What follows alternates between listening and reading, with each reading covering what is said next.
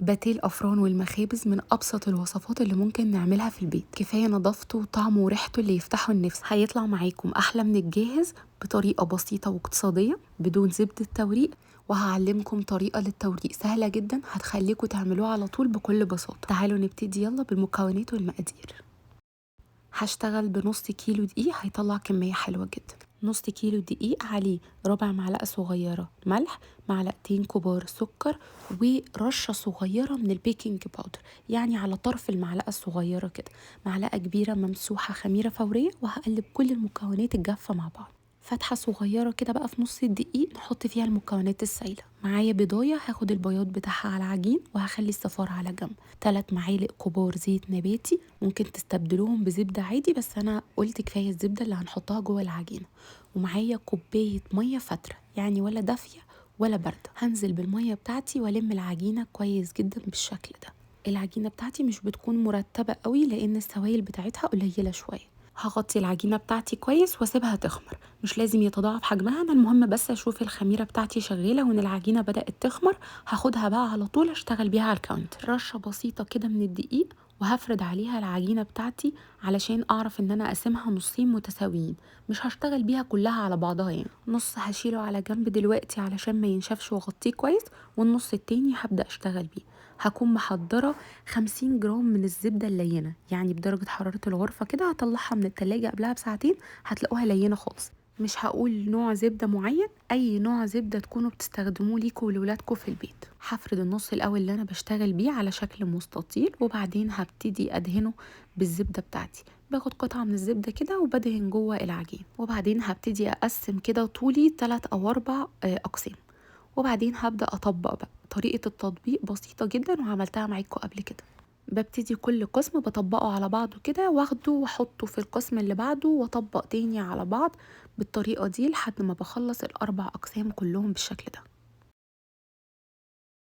التورقات بتاعتي ظهرت اهي وفتحت نفسي بقى ان انا اكمل شغل. هعمل نص العجينه التاني بنفس الطريقه ونفس طريقه التطبيق، وبعدين هلفهم بستريتش راب وادخلهم التلاجة لحد ما العجينه بقى تمسك نفسها شويه والزبده جواها تمسك نفسها، لان الزبده كانت لينه جدا مش هقدر اشتغل بيها، هتطلع من بره العجين. هاخد بقى كل جزء لوحده، يعني هسيب التانية في التلاجة واخد الجزء الاولاني افرده قدامي على الكاونتر بسمك بسيط، يعني نص عقله صباعي تقريبا، وهفردها بشكل مستطيل.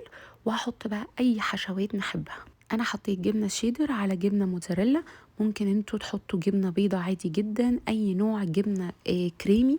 اهم حاجه نلف رول منتظم، يعني نلف رول كويس قوي، نحكم الحشو جوه العجينه ونلف رول مقفول عليه كويس جدا.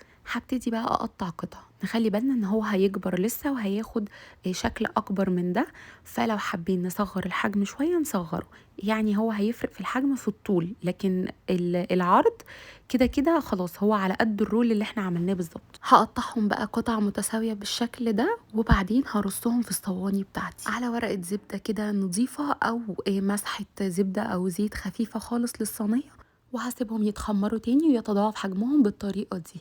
صفار البيض بقى اللي انا كنت سايباه على جنب حطيت عليه معلقتين من الحليب، وبعدين هدهن بيه الوش. حابين بقى تضيفوا سمسم، حابين تضيفوا حبة بركة، زعتر، اللي تحبوه، او تسيبوها سادة.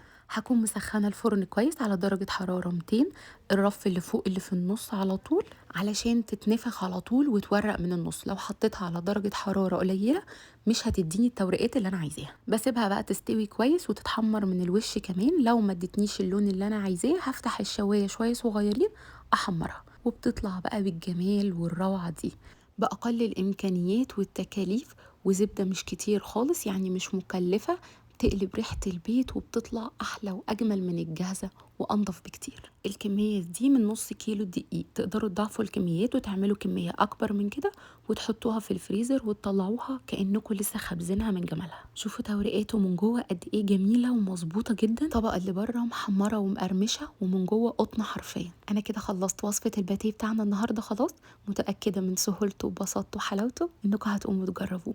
ألف هنا وعافية على قلبكم وقلب ولادكم مقدما، ومع ألف سلامة.